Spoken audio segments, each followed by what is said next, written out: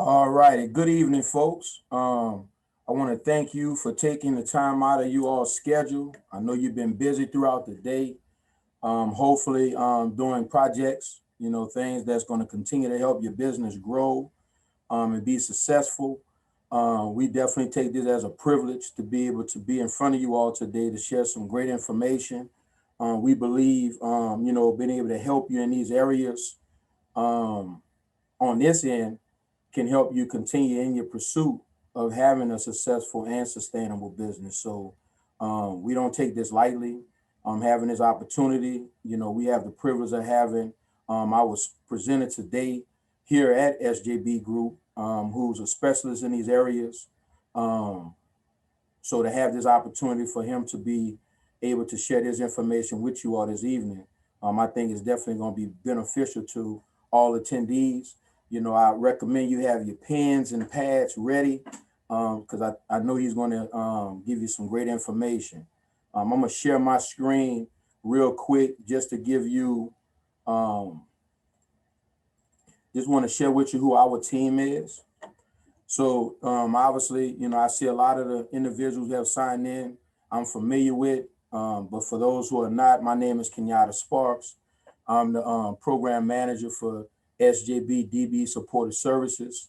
We're currently under contract with the Department of Transportation Compliance and Programs to help facilitate their DBE program.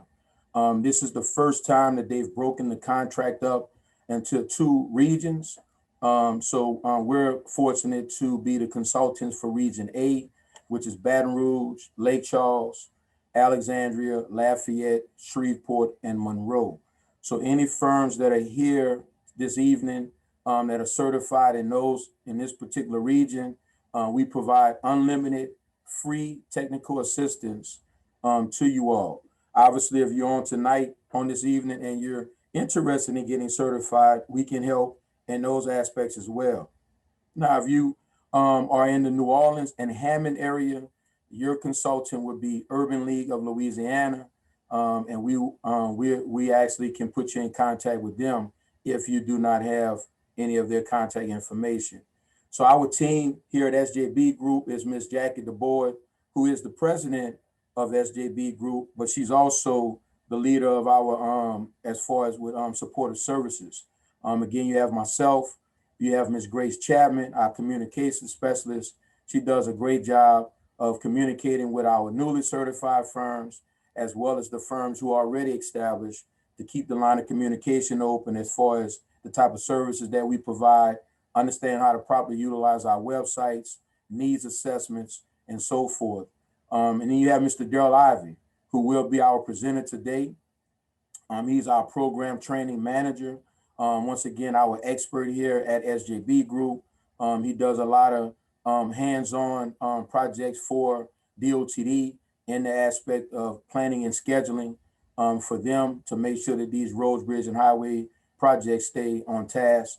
So once again, I know and am confident that he's going to give some very, very, very good information this evening.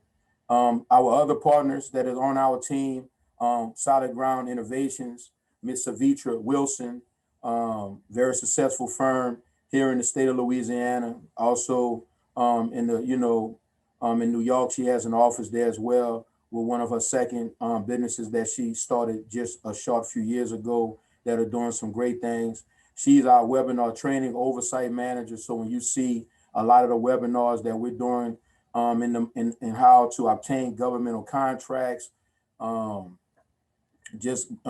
grant writing, things of those natures that we can really dive off into a little bit more. She handles that for us, her and her team.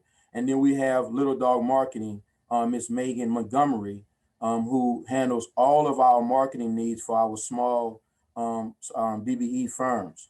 From capability statements to business cards to website development, she does it all. Does a great job of it. Everyone that we've started, whether from scratch or made revisions, have all walked away extremely um, thankful and excited about being able to go out and begin growing their business by way of business development or networking. So before we go any further, Just a little housekeeping. Obviously, I don't believe the way we have it set up that you have access to unmute. But if somebody is computer savvy and figured out a way, please keep all mics muted. All your questions, and we have on here a question and also a chat area. I recommend we request that you put all questions in the question and answer area, because it helps it flow better whenever we are going, addressing the questions. When we have to go back and forth, sometimes you get some of the questions missed, and we don't want to do that. We want to do our best to address all questions, as many as we can, during this live session. Also, the recording and presentation slides will be made available to all attendees. We will be sending it out via email, but you can also go to our website, www.louisianadbe.com. I recommend that you subscribe to that website, which will allow you to be notified whenever we populate it with the webinar recording, as well as the deck slides, but also anything else that we populated with. Any new information that comes out, you will be notified of it. And also, and I'll let you see the slide, as I said, you can also go to our social media platforms, Facebook, LinkedIn, and Twitter. Our handle is at SJB Louisiana, and it also, you'll be able to obtain information from there as well, concerning to anything that we are hosting, or as far as websites, I apologize, as far as webinars, instructional webinars and whatnot, any information pertaining to project opportunities, anything that's advantageous for you, we populate it to our website as well as to our social media platforms. And again, our website is a one-stop shop, 24-hour service, which you always have access to us, but we also wanted to have it in case you needed anything after hours until open of business the next day. My direct contact information is on here as well.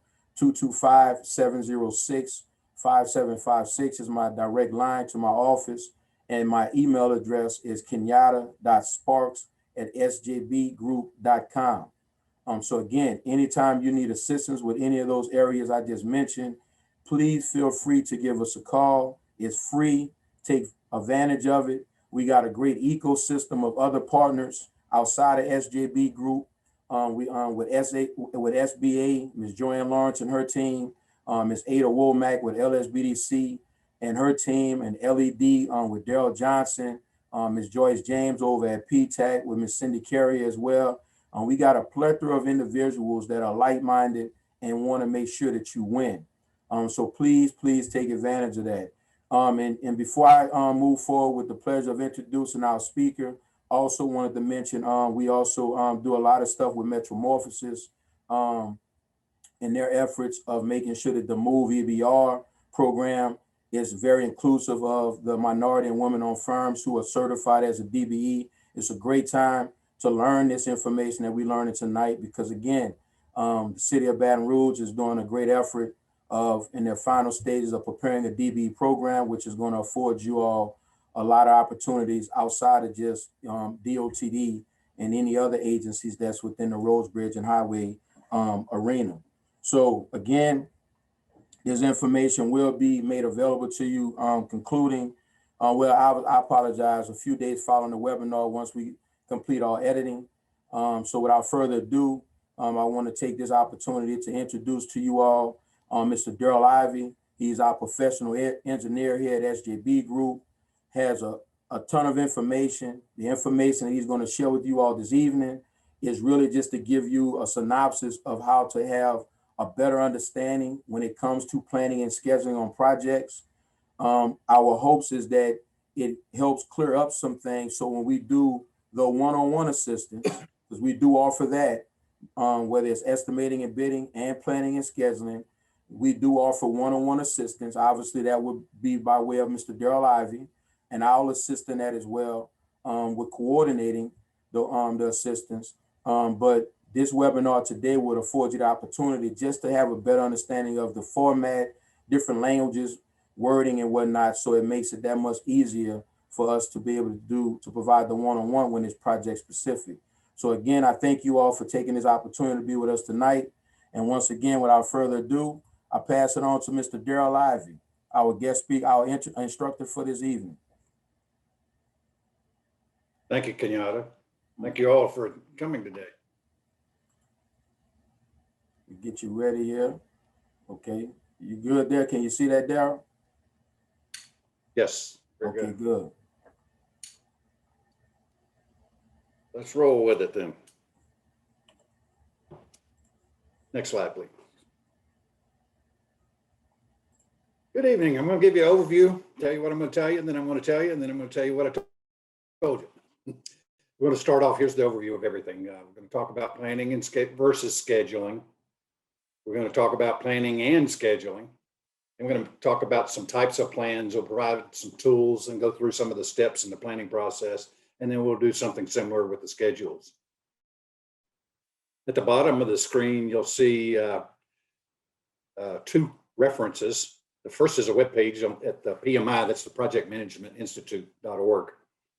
They have a lot of good resources for project manager information. The bottom reference is the Associated General Contractors of America. They've published a book that I use a lot, Construction Planning and Scheduling. It's now in its second edition. Next slide, please. We start with planning versus scheduling, is that though they were different.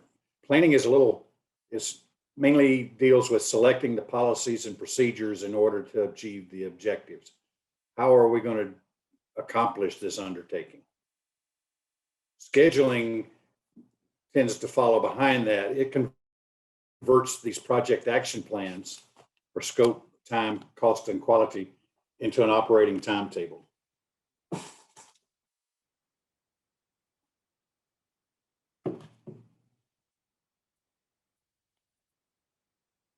Winner, winner, cats in the way. I mentioned there's 4 interrelated dimensions for a project. These are scope, cost, quality, and time. The graphic is to, back up there, please, Kenyatta. The graphic, think of that red belt as a belt that connects all 4 of these dimensions, and they're separated by the green sticks, if you will. And the point being is if you want to decrease the costs, that'll provide you some slack in that belt, the red line, so you can grow one of the other dimensions. You can't pick one of the dimensions and grow it without giving up, sacrificing something else in one of the other 3 dimensions. Thanks. Next. Planning and scheduling work together as they're both project management functions. The 4 main functions are planning, scheduling, monitoring, and controlling.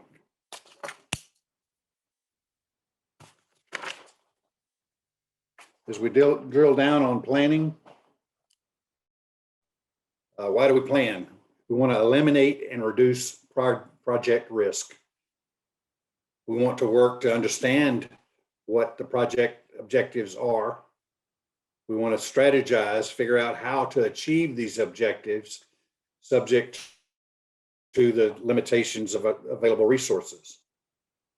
And we want to develop the framework that we're going to use during the progress of the job to monitor and control the project. Next.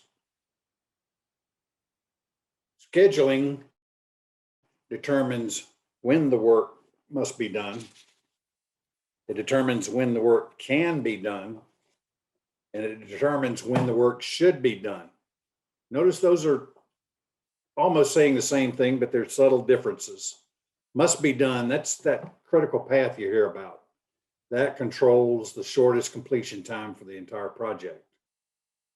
When can be done, that in scheduling is certain things have to be done before the follow-on activities can be done. And those in turn have to be done before other follow-on activities can be done. In between, some activities have to be done today so that tomorrow I can do what I need to do tomorrow. That's the critical path work. Other activities might not have that urgency. I can use that, that's called float, to decide when things should be done. I can delay things so that I don't require too many pieces of equipment or too many people. Those types of decisions the schedule enables you to do. Next. Monitoring is for when we get underway with our project. As project managers, we want to ensure that the goals and the objectives of the project are being met. We're going to track our time, we're going to track our resources, we're going to track our budgets. The control aspect is how we deal with real life during our project when we have the problems and the surprises start to show up. As project managers, we're going to have to adjust and rework our plan so that our project goals and objectives can be met.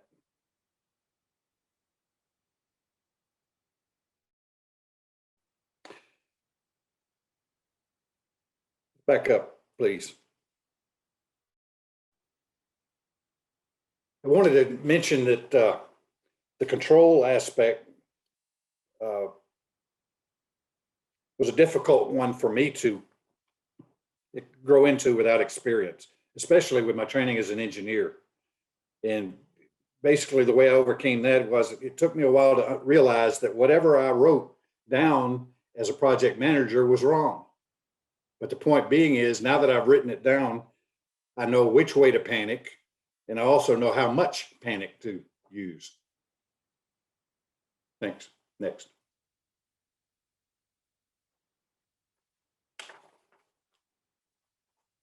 Now we're going to focus on, and to go back over, this might be an easier way to remember the project management functions. And it's the steps are plan, do it, measure it, adjust. And you repeat that over and over. It's a cycle.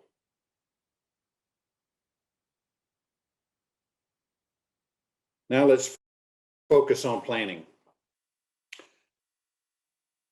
It's an ongoing process. I've listed 3 examples to strategic planning, operational planning, and project planning. The strategic planning is the high level, what do we want to be in the future, and those types of things.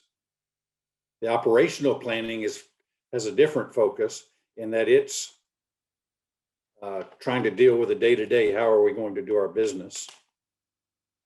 Project planning is different than these first 2 because it's not dealing with an ongoing thing, it's dealing with a one-time project, a one-off opportunity.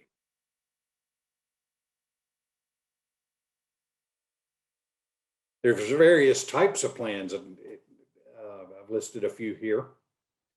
Well, you have a business plan, resource planning, quality plans, and risk management.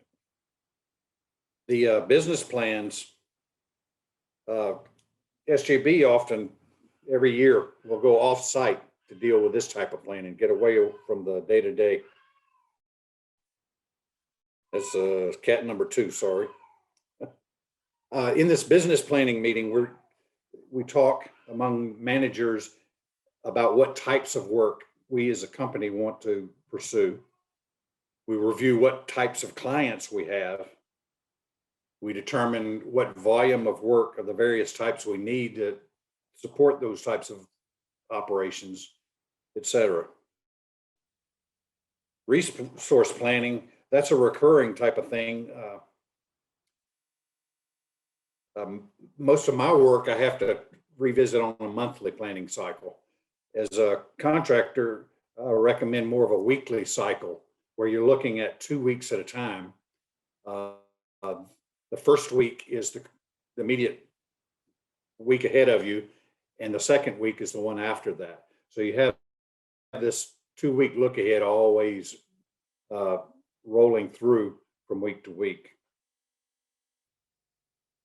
You're going to use that for your time management, your staffing plans, and your equipment assignments. Another type of plan would be the quality plans. You're going to have to decide how you're going to measure your progress on quality. You're going to have to determine what standards apply, and you're going to have to determine what the acceptance criteria is. And risk management is to help avoid and plan and develop contingencies for things that can happen.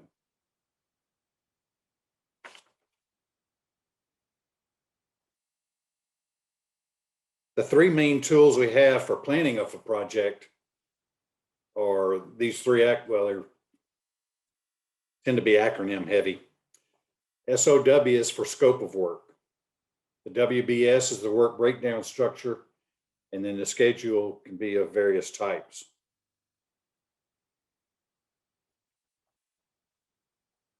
Next. Looking at the scope of work, we're going to determine what the name of the project is, who are the stakeholders for that project, when the project's to occur, its starts and finish, how much the project should cost, by who, you, the project manager, and there may be some other considerations in developing this scope of work: project description, the current situation, the future state of the project, some operational objectives and benefits, a strategy, limitations and assumptions. Next.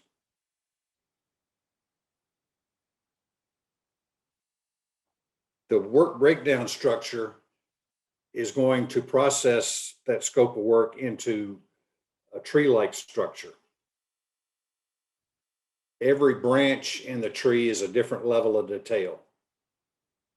Now we're going to develop this tree based on one of two methods. It's going to either focus on the deliverables or the products, or in construction, it'll probably more along the tasks that detail the work to be done. But an example would be a given project would be the trunk of the tree.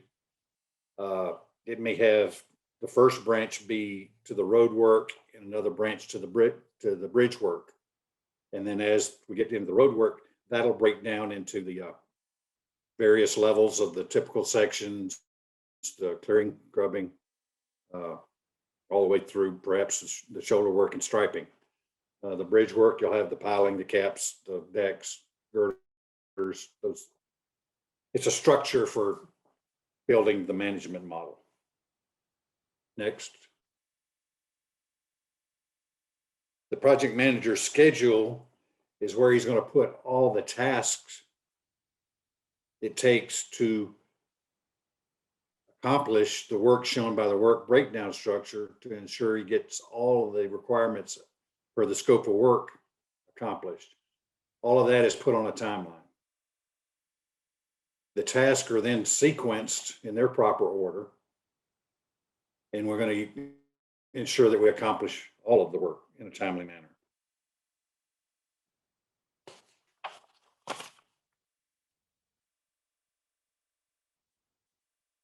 So let's review the steps in the planning process. We're going to transform the scope of work, what is the project, into the work breakdown structure. We're going to determine the requirements for the project, and then we're going to use that to formulate the schedule.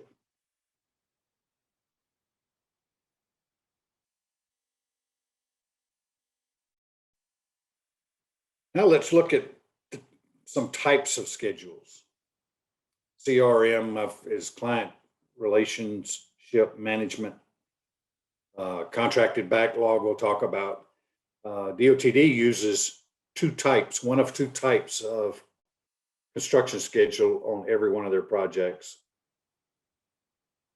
That bottom reference, the EDSM is an acronym for engineering standards and methods. There's several volumes, 1, 2, and 3.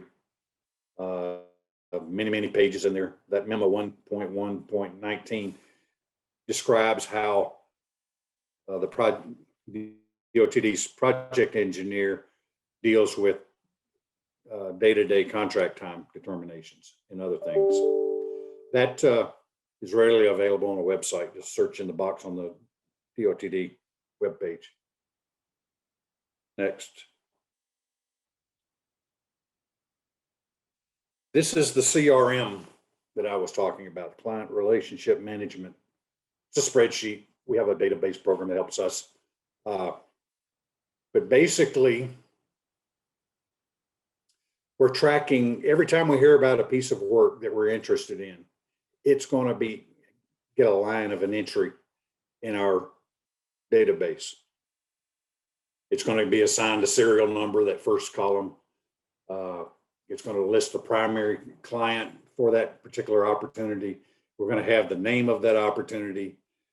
Then we're going to decide, basically where in the process, how likely is it that work's going to become ours? And at the low end, we've just heard about an opportunity. We know very little about it. We don't have an idea really that it's something we're going to pursue heavily, but we've got to track it. The other end of that spectrum is we've got a signed contract. Once we reach that point, we're going to move it off of this list onto the contracted backlog list, which we'll discuss next. The days open is how we track how long we've been looking at one of these opportunities.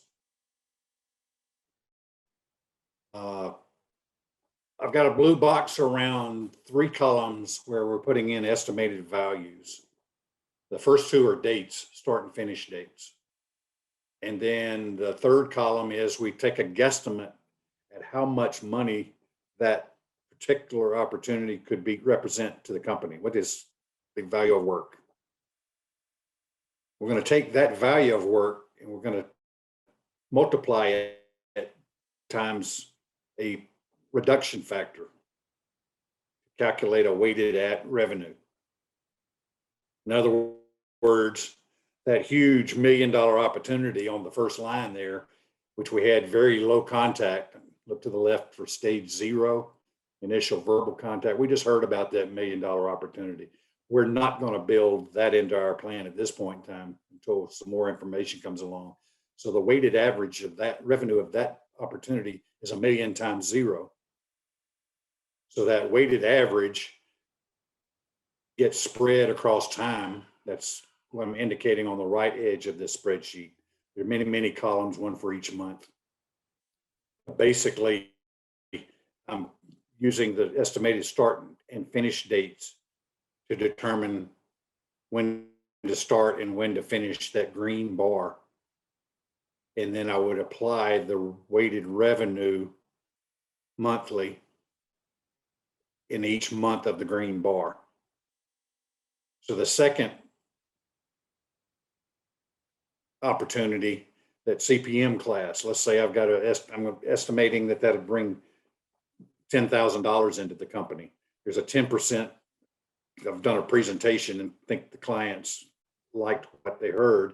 So I think they've got a 10% chance of bringing that work home. So that weighted average is 10 grand times 10%, which is $1,000.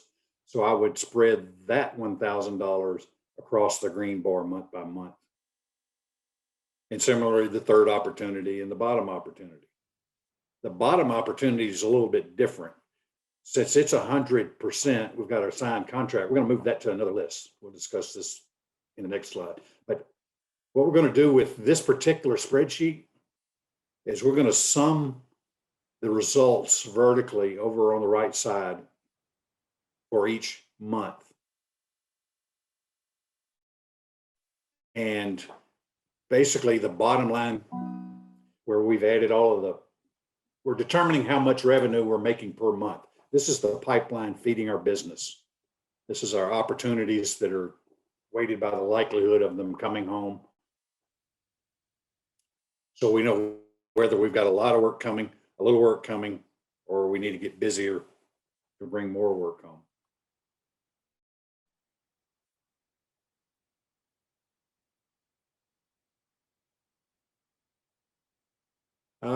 No, let's go back. I'm going to answer the question we have.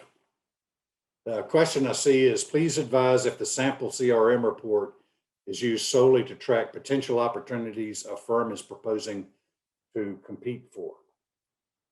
I would say I would expand, I would put anything that I think I might or should be considering. I want to track more than what I want a bigger net. I want to put more opportunities in place on my list to review with my partners and other management to determine that maybe I heard about something, I put it on the list. Some other manager may or may not be interested in that opportunity, but we need to talk about it as managers to decide whether to compete, spend what it takes to go get that opportunity or not. Thanks for that question. So that's the pipeline for feeding our business. Next slide, please. Now that we've brought a number of these opportunities to contract, it goes into our production schedules. This happens to be part of my personal production schedule. I've got a number of SJB jobs listed by each on the left side. Each one has a current budget. I'm tracking the end date for each one of these projects, and that data date's helping me track. These are a lot of schedule review projects that I have. So I'm tracking what the current date of the schedule is for that particular DOTD construction project. So I'm taking my current budget and I'm spreading it across time. Each row is a particular project, and I'm determining month to month how much of my effort it's going to take to earn how much revenue per month. So I look at each job and I spread its earnings month by month until it ends, that opportunity ends. That's the gray, dark gray areas. And what this allows me to do is then I can calculate a total vertically for a given month and look at that bottom line, and I know how much revenue's coming in, and I know how much of my effort it takes to do that amount of revenue, so I can adjust. I can anticipate heavy workloads or light workloads. So that's how it helps me to perform my day-to-day operations.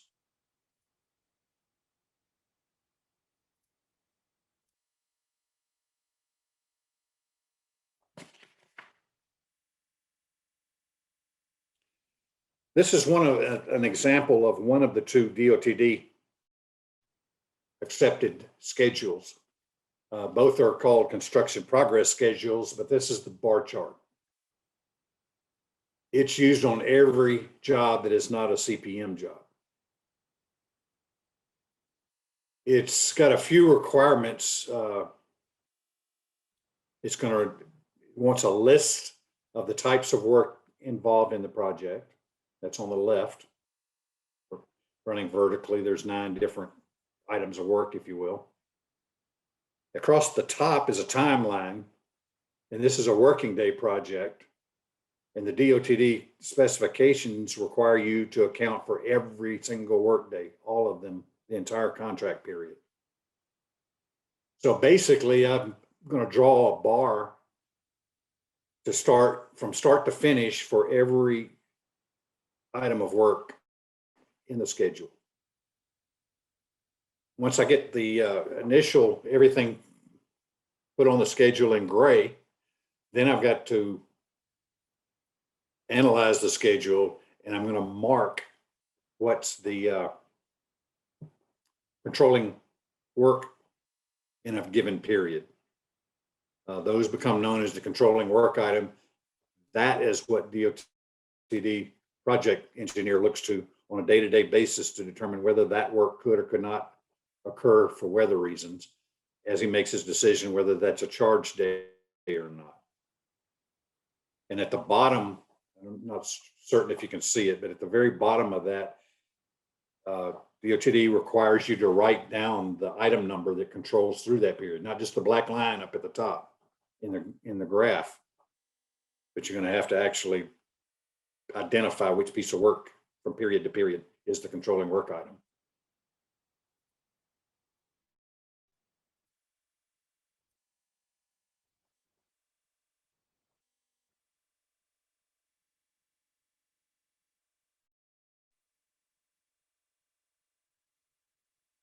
Oh, I wanted to give a reference to, it works for here too, Kenyatta.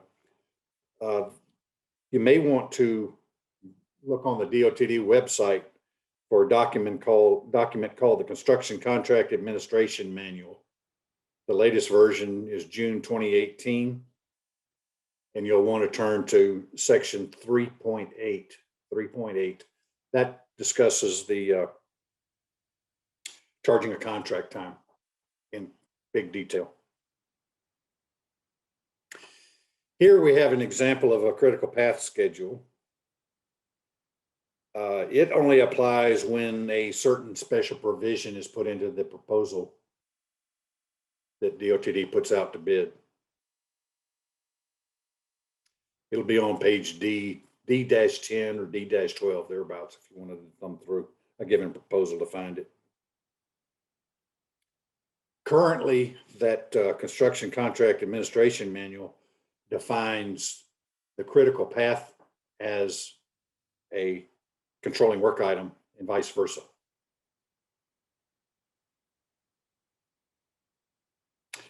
There's a couple of concepts that I want to introduce here because they help apply to scheduling in general. And as I mentioned, this is a critical path schedule. The concepts we're going to particularly bring up are longest path, the critical path, and this concept called float. Now, CPM is a mathematical model of activities and their interdependencies. In this example, the activities are either the light green or the red colored boxes on the right side of the chart. This presentation style is a buzzword called Gantt chart after the Mr. Gantt, G-A-N-T-T. It's similar to a bar chart. The activities are bars, but the distinction is you see red lines and black lines connecting the various activity bars. Those are relationships, how one activity relates to another activity.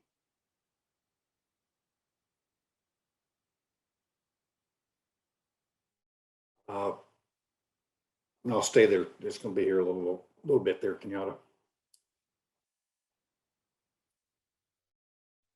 Let me give you one example as to this mathematical model, because it's really not, it's very simple math. I think of beads and thread as an example.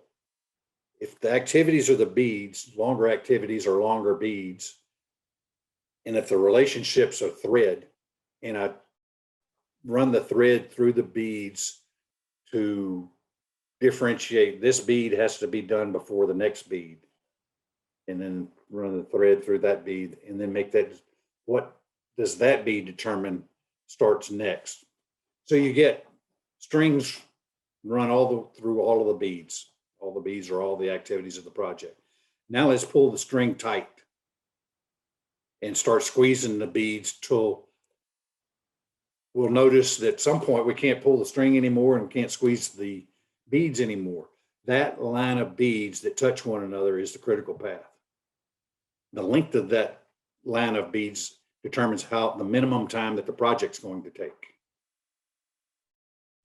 That's the critical path. The other beads are going to have some amount of flexibility. They can slide back and forth on their string.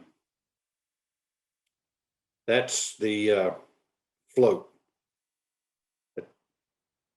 And in this exhibit, that's after that red bar, Kenyatta, you see the thin gray bar that's fairly long, right, just there. That's the wiggle room. That green activity can be performed from where it's shown to, it can slide all the way to the other end of that bar. Could be done there.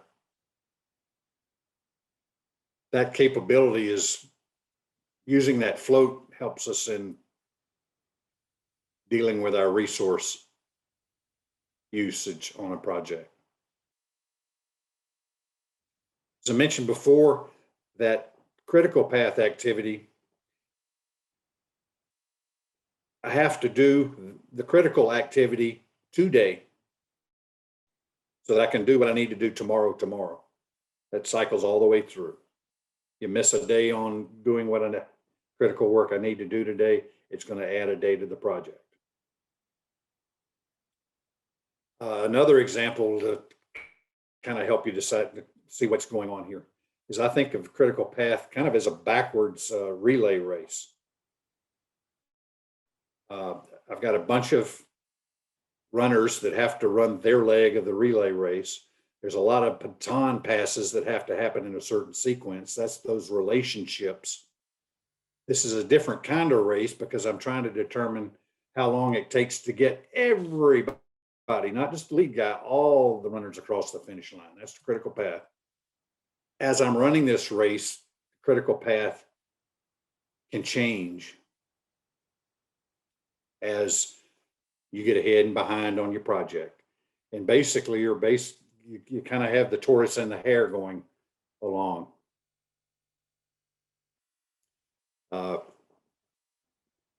You're looking for who's the slowest, and it's not always the tortoise.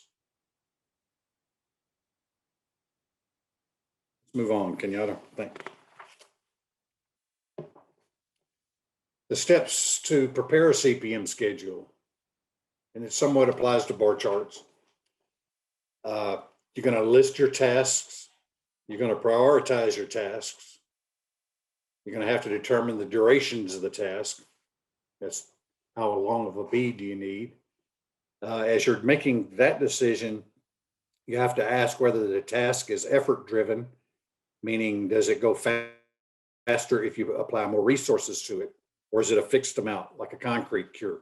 Those 3 days are going to be those 3 days. There's not much you can do about it.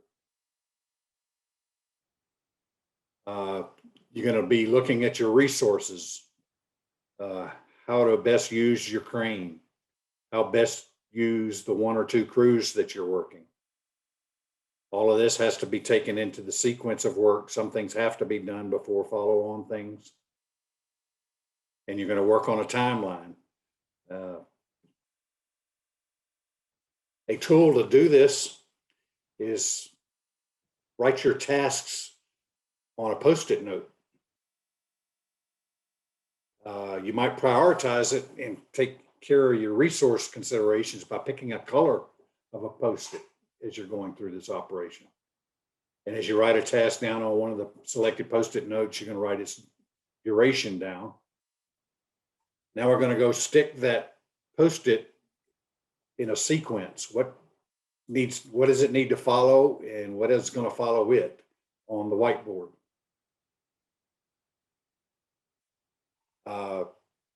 Stay there. A couple of suggestions. Task is going to be a long list. These, you need a really big whiteboard. You're going to want to take photos of that whiteboard from time to time because these Post-its aren't going to stay there. A good alternative to the whiteboard is a big piece of butcher paper or craft paper so that you can roll it up.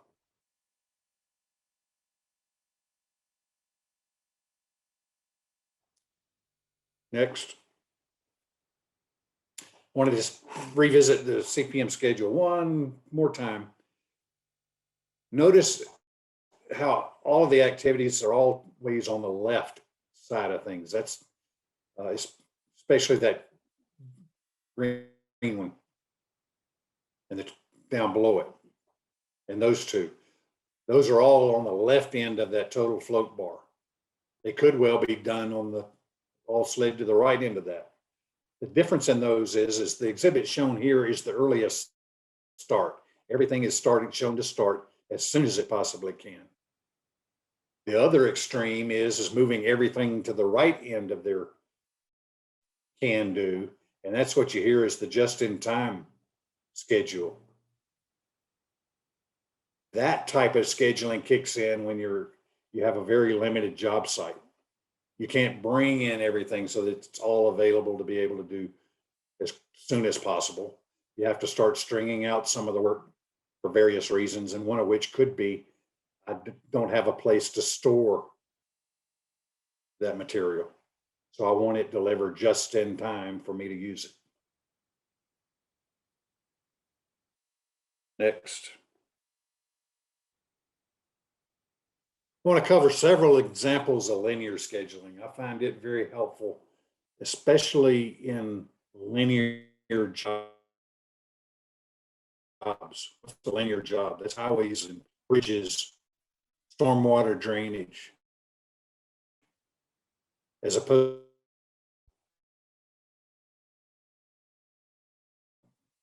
which is more vertical highway construction. Next. This is an example of how to use a linear schedule to build a highway project. On the left side, at the bottom, we start at station 0, and then we proceed to the other end of the highway at station 300. That's along the length of the highway. And at the bottom, hopefully, maybe you can't see it, but anyway, that's weeks time across the bottom. For each type of work, we're going to draw a line. The very first thing we're going to do on the project is we're going to start surveying layout. We're going to start at one end of the job and we're going to progress rapidly and steadily all the way to the other end of the project. Now, once looking again at the bottom of the chart, when can we start clearing and grubbing? Well, we want to wait until surveying can get out of the way. And then we're going to start clearing and grubbing, and it's going to proceed at some rate that here it wiggles a little bit. It's a little slow to start, it speeds up, then it slows down, speeds up. Anyway, that's the overall progress rate for getting clearing and grubbing done until it gets to the other end of the job, which is 100% of the clearing and grubbing activity. That's followed by earthwork, followed by sub-base, followed by base, paving, signage, and finally we're finished with the project. The concepts to notice here are rates. What's the slope of the line? Steeper slope is faster, flatter slope is slower. For instance, survey compared to sub-base, the leftmost to the fourth line. Very fast, sub-base is relatively slow. Another concept is separation. There's two kinds of things we're separating things. Well, in between each pair of work types. The red arrow at the bottom indicates that's a time difference. Remember, the bottom axis is time. We want to separate those two operations here, clearing and grubbing from earthwork. We want to give clearing and grubbing a 3-week head start. Actually, I think that's about 4 on the scale. But we want to give clearing and grubbing a chance to get out of the way so that the earthwork doesn't overrun it. We're also tracking the vertical separation. That's the blue line. We want to keep those operations physically separated. In the silliness, we wouldn't want a clearing and grubbing tree following on the dozer operator doing the earthwork. You know, that's kind of facetious, but trucking might be the consideration. Say you're having to haul off all of the clearing and grubbing debris. You don't want those trucks intermingled with the earthwork trucks. So you got to separate them to give them a different off ramp into the median on the interstate, for instance. You give them a different entrance way to the work area. I use this for concept for highways, bridges, and for stormwater drainage. One other point I wanted to touch on, I'm looking at the earthwork line, and you see where I've dashed in a blue line. Look at that blue line in addition to the black line at the left. Think of that as one big S-shaped curve. Can you trace that, Kenyatta, just to make sure? So let's go from the start, which is at the red arrow, and follow up that black line for the earthwork, and keep going on the blue line. He's tracing an S, and that's typical of labor-paced work done by labor. It tends to be slow to start, It reaches a constant, steady production in the middle. And at the tail end, it'll tend to slow down. That labor-paced work, not true of earthwork, but I just picked that on the chart. The S shape is different than the straight line work. Straight line tends to reflect equipment-paced work, which means it's a function of how much equipment that you put on the job, and it's going to be the same amount of production day to day to day. Next slide. This is an example of a linear schedule that I did for a job that's finishing up in Baton Rouge area. And we're basically putting in the stormwater drainage on a 3-mile highway. The length of the highway is across the top of the page. The vertical axis is time.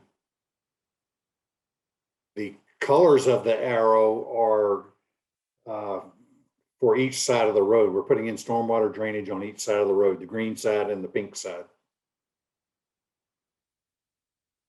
I should have drawn this differently. It's upside down the way the work really goes, because in drainage work, you have to start the earliest, which is the top. You're going to have to start at the low point and proceed uphill. As you're laying your pipe work, you want to be going uphill with a new pipe. And that's so you don't flood your work area. The red lines, vertical, that's where we have a cross drain, where the left side of the road is drainage on the left side is connected to the drainage on the other side of the roadway. Solid line is the pipe. The dotted lines are the topping out of the various catch basins and manholes. That's about $8 million worth of piping work, all done on this piece of paper. By the way, I haven't shown it on this exhibit, but there's multiple crews doing this work. So they got to finish one arrow to be then, where do they go next? I just finished this arrow. I'm going to start work in some other area on another arrow. I think there's like 5 different drainage crews in this particular example.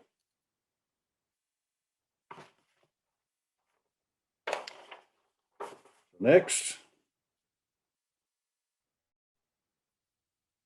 So in conclusion, we talked about planning versus scheduling, and we also talked about planning and scheduling being one of 4 functions that the project manager performs. We provided some types of plans, we provided some tools for planning, and we showed some steps for the planning process, and we provided some types of schedules, and we provided some tools and steps in how to pursue the scheduling process. Thank you for your attention.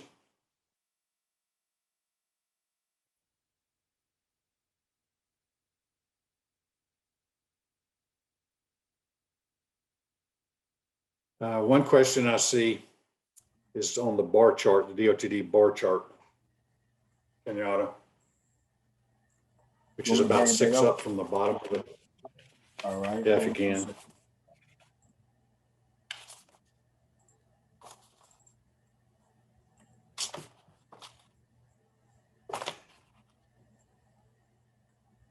This one? Keep going. The next time that pops up, go one more slide up. That one. So the question is there a key at the bottom of that schedule to identify the markings? The real key is all of the 9 items of work were scheduled on that timeline in gray. And then I revisit the timeline with the black pen, and I change the gray to black because that's the controlling item of work in that time period. Let's see, a good example might be, let's look at the line just to the right of 20, that vertical line. On the right side of that vertical line, you see the gray bar at the top for project administration. So that's ongoing. You see I'm taking down the west approach, go down, further down, right there. This right here? Go up, that great little short gray bar. That I'm taking down item 3. I can be doing that while I'm also, go further down to the black line, I'm having to do production work on the east approach. So I'm taking down the west approach while I'm doing production work on the east approach. DOTD requires me to identify out of those 2 activities, the only 2 that are going concurrently at day 22, if you will, I have to identify which item of work is my controlling item of work. That's what I'm showing with a black bar, but I have to show at the very bottom of the bar chart the number 5 for day 22 through day 38-ish. I'm going to have the number 5, meaning item number 5, the production work at the east approach, is my controlling work item for that project.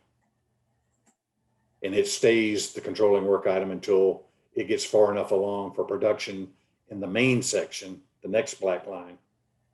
If work starts there, then the DOTD's project engineer is going to determine that from this point on, number 8 is the controlling work item as he makes his decision on whether to charge a given day or not as a contract day. So no, there's not really a legend. Yes, the numbers are going to be written. The controlling work item is going to be written in conjunction with the black lines I've shown on the schedule. That is a DOTD requirement. The filling out of this form's very, you're going to get help if you're having trouble doing it, because the project engineer is going to insist on this schedule for a given, if you're from the prime contractor on a given DOTD project, unless it's a CPM job, which gets you the other schedule type. So another question that was asking Daryl is, in reality, that bar chart's not going to be quite as busy as this. but this is Another question I see is, how do I know which schedule?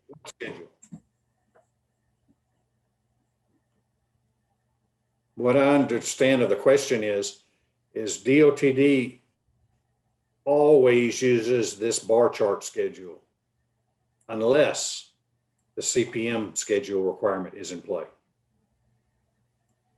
If the CPM schedule special provision is not in that project's proposal document, then CPM is not a requirement for that project. So the standard schedule, which is this bar chart, is mandatory.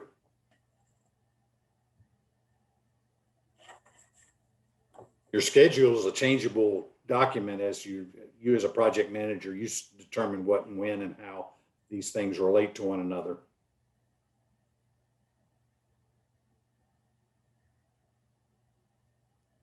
Hopefully I got that question addressed.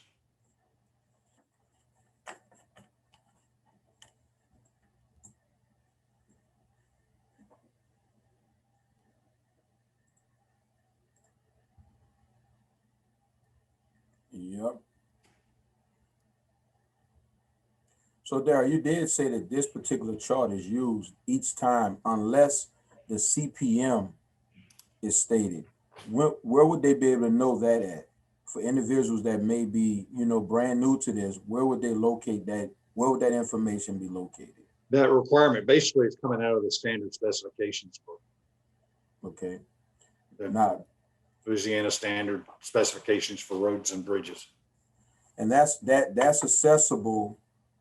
Either they can download it or they can purchase a hard copy, right? You can purchase the hard copy. I much prefer to download and keep my copy handy. It's a PDF, an Adobe. I use Adobe Professional, but you can do it with Reader, and it basically lets you do word search. So you get to the right page real quick. So this requirement for the bar chart schedule is in the standard specification. So that's where they can locate this chart also then. Yes. Okay. And anybody that's on this evening, I can assist you with navigating DOTD site. If you're not aware of how to locate it, I can show you how to locate the standard specifications booklet, as well as the manual that Daryl was recommending, the construction contract administration manual. I have a copy of it, but what Daryl just mentioned, that there's a 2018 version, because we have the manual on our website. Again, www.louisianadbe.com. However, because there's a 2018, we'll get that the new version up.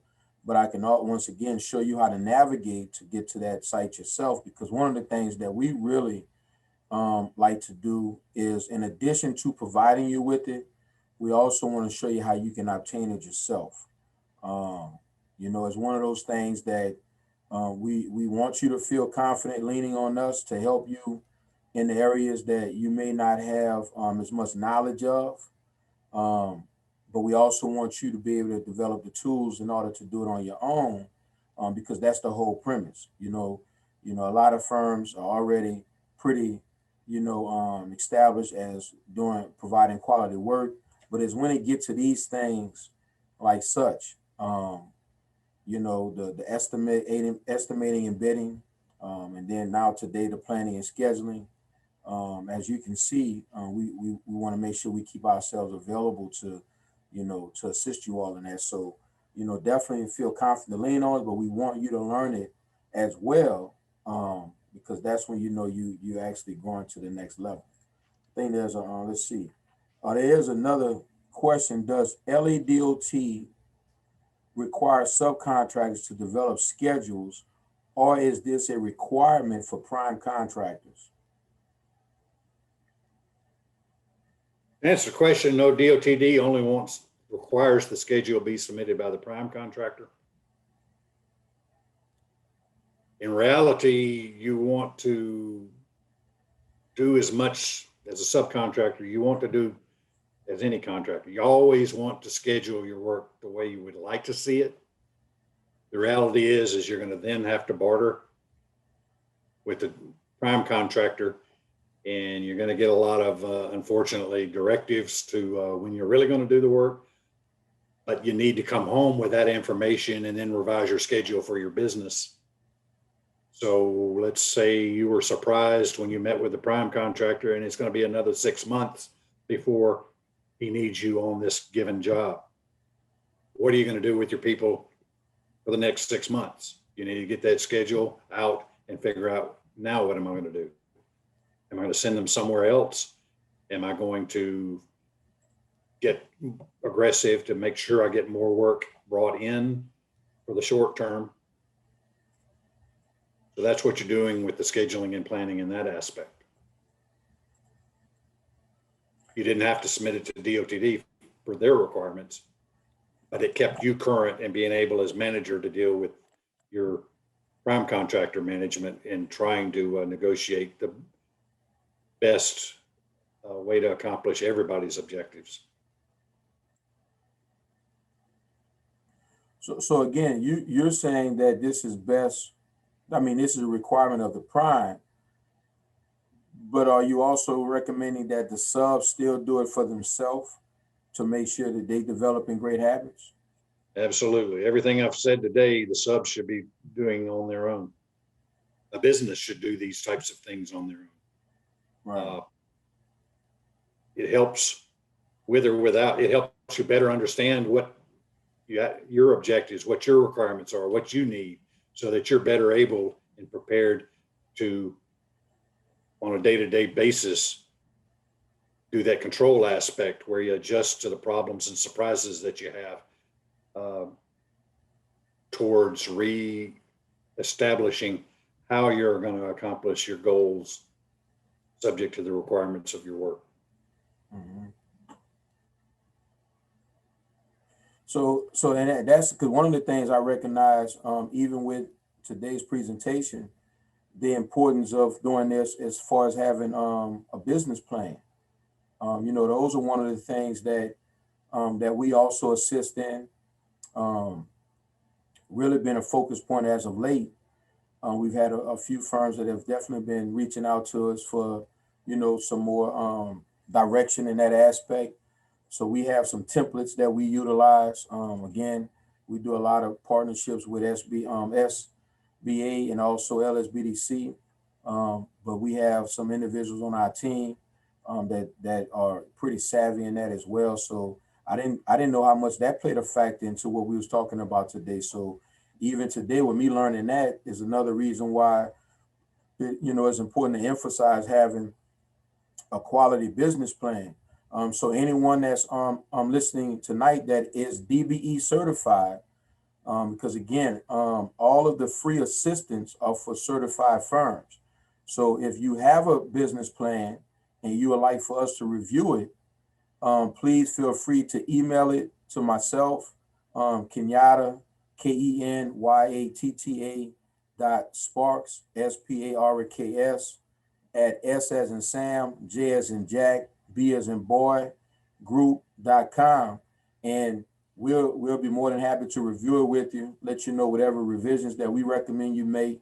If you don't have one, you can email me as well, and we'll be sure to provide you with the template, and then we'll follow up, as I just stated, take a review of it and let you know what revisions we believe you ought to make. Because again, that's our whole goal. I see someone they even asked, do we do? Yes, we do estimating and bidding webinars as well. We will have one of those coming up in the future, as well as we will be doing another planning and scheduling. Maybe similar to this. Daryl may feel like there may be some other components that he may want to attack on one of the future webinars. But we do have a webinar that we estimating a webinar that we did, I think, mid last year. You can actually go to our website and you can look at view the recording. And on that recording, it also has the presentation that Daryl did, as well as the handouts that you can use to follow along throughout the webinar. So that is available on our site. If you need any assistance with navigating our site, again, like I always say, you can contact me and I'll be more than happy to navigate you through it. It's really user friendly, but I know, like most things in life, when something is new, it just seems a little challenging. So you have me available to be able to help navigate through that. Does anyone have any other questions at this time? This would be a great time to have them answered. What our hope is that Daryl did a great job of at least giving you a foundation in the psyche of what it is for planning and scheduling pertaining to roads, bridge, and highway construction. Now, obviously, he was focusing on that aspect because that's where you tend to see more of your opportunities when it comes to the DBE goals. You find more of your goals are going to be within that marketplace, that roads, bridge, and highway arena. However, you can take a lot of these concepts and apply it to other, other opportunities as well. So you don't have to be alarmed to think that it just has to be stuck to that. But obviously, this is what the talking point is for today. Again, the whole premise was to give you a synopsis, an overview of planning and scheduling. So when we are assisting you with the one-on-one assistance, you have an understanding of the format, how it goes, the language, and everything else, and that just streamlines Daryl being able to assist you in more of a timely fashion, because we understand that when you are leaning on us for assistance is at the wee hours. You've gotten to a point where you're at a standstill, but you need to have it done in a timely fashion because you probably close to a deadline to getting it submitted. But that's why we always stay proactive. We keep you informed of everything that's coming up. We do our best to keep you informed with these type of webinars. And again, we appreciate you all for being able to be in attendance. So if we have no other questions at this time, does Daryl, do you have anything you would like to say? In closing, we conclude. I wanted to hit 3 points. The main thing is going through all of these exercises, all of these details take time and effort, but write it down. Once you write it down, it's going to be wrong. Things will change. But again, having written it down, you know which way to panic, and you know how much to panic, a lot or a little, and in which direction. I want to thank you for attending, and finally, keep it safe and you be well. You all, as always, you know, I started off by saying this, and I'll conclude with saying it. We know that your time is valuable. We appreciate you all making the time. This was some great information. Hopefully y'all see what our desire is and our heart is, and that's to make sure that you all win. We're going to continue to have these type of webinars. You know, be on the lookout for them via email as well as our social media platforms. I hope that you're able to get the information. And again, always feel free to reach out to us. You have me and Ms. Grace Chapman readily available to assist you all in all of your endeavors. And it's free. You know, I can't emphasize that enough. You know, I say this all the time and it sounds cliches, but I'm gonna say it again. We literally work for you all, you just don't pay us. So put us to work, let us do what we're supposed to do, and that's to help you get to the next chapter, the next level of your business. Again, I want to thank you, Daryl, for taking the time to prepare this presentation, taking the time to be willing to share with the attendees your knowledge. I thank you for keeping yourself available for when we have to do the one-on-one. I wish I was able to share with y'all some of the examples of what he was able to do for firms who leaned on him and needed some assistance that they had to create things on their own. You know, I walk away, you know, astonished myself. And each day, you know, each time I just growing more and more as far as in being able to witness the knowledge that he has. So you have that at your beckoning. So again, please do not hesitate to lean on us. And obviously, there's a ton of other areas that we provide assistance in. And so I don't never tell you to focus on what we're talking about. I just tell you to give us a call for whatever it is. And we're going to do our very best to make sure that we address it for you. So again, thank you all again for being in attendance, and feel free to contact us if there's anything else that you all need. Stay safe, and let's keep doing what we got to do to get outside of this pandemic. We're going in the right direction, y'all. Let's keep going. Thank you again, and y'all have a blessed evening. Thanks all.